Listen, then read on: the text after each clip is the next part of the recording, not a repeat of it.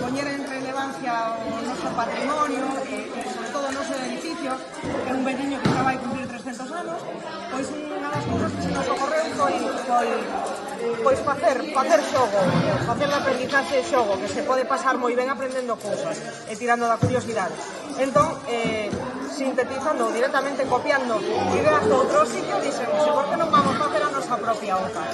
Entón, bueno, pois foi un proceso un pouco primeiro de filtrado pola nosa parte das 63 cousas senlleiras